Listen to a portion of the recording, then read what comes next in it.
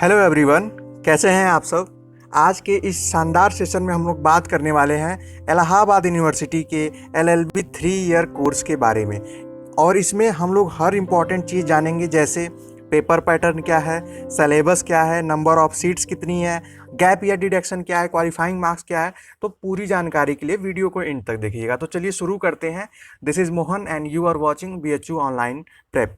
जैसा कि आप सभी लोग यहाँ देख सकते हैं कि पहले हम ये जानेंगे कि जो इसका एंट्रेंस पेपर है उसका जो टाइम ड्यूरेशन है वो 2 घंटे की होती है और 2 घंटे में आपको पेपर करना पड़ता है। और ये इसमें टोटल 150 क्वेश्चंस होते हैं जो कि 300 मार्क्स के होते हैं। मतलब एक क्वेश्चन जो होता है वो 2 मार्क्स का होता है।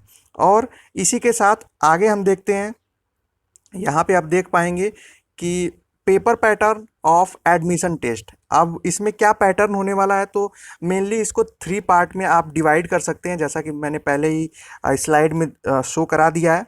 पहला है लैंग्वेज कंप्रीहेंशन, दूसरा है आप GK GS and current affairs, और थर्ड वन जो है उसमें रीजनिंग, मेंटल एबिलिटी और लीगल एप्टीट्यूड।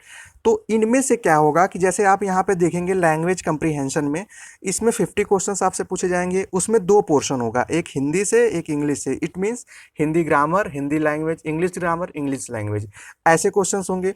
फिर उसके बाद हम लोग बात करेंगे जो जनरल अवेयरनेस है या जनरल नॉलेज और करंट अफेयर, इससे 50 क्वेश्चन डायरेक्टली पूछे जाते हैं और ये फिक्स्ड है।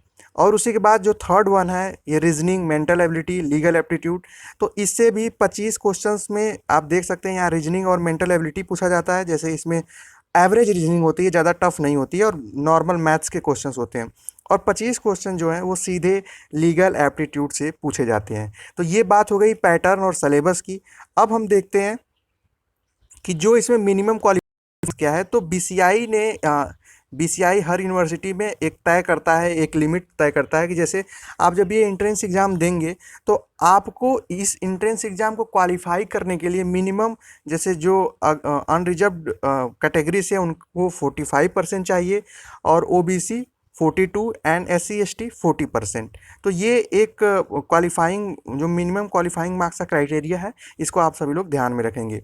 इसके बाद हम लोग देखते हैं जो नेक्स्ट है, बहुत इंपॉर्टेंट है। आप लोग सर्च भी करते होंगे तो इन्फॉर्मेशन नहीं मिल पाती होगी, तो आप लोगों को बता दें जो टोटल नंबर ऑफ सीट्स है एलएलबी की, एलएलबी 3 ईयर की मेन कैंपस में जो है वो 375 है। 375 सीएमपी में भी है, ये एफिलिएटेड कॉलेज है इलाहाबाद यूनिवर्सिटी का। और 375 ये इलाहाबाद डिग्री कॉलेज में भी है। तो आप देख सकते हैं कि ये रेशियो सेम है। हालांकि एडमिशन के टाइम इसमें सीटें बढ़ भी सकती हैं, वो बीसीआई पे डिपेंड करता है, वो हर साल थोड़े से सीटें इंक्रीज होती रहती हैं।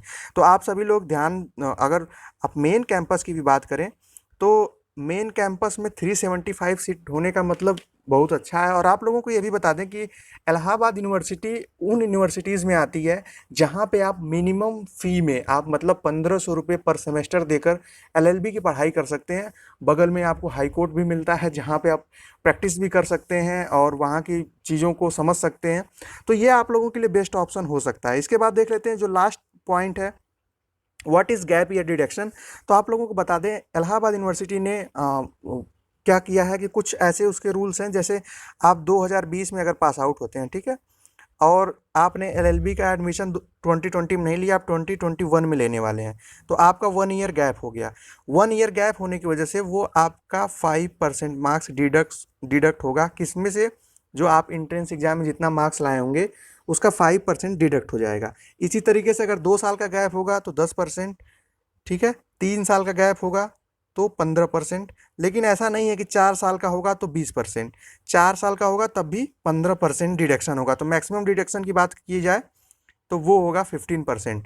तो इसका आप सभी लोग ध्यान देंगे, और अगर आप लोग प्रिपरेशन को अच्छे से करेंगे, अगर गैप भी है तो इससे कोई ज़्यादा फर्क नहीं पड़ने वाला है।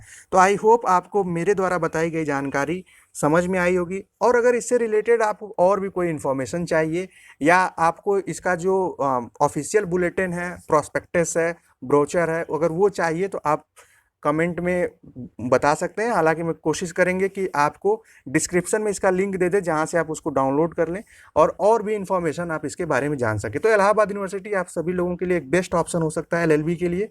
तो आई होप आप सभी लोग इस चीज़ को समझ गए होंगे। फिर मिलते हैं नेक्स्ट वीडियो में नेक्स्ट अपडेट के साथ। तब तक के लिए bye bye, take care and keep watching.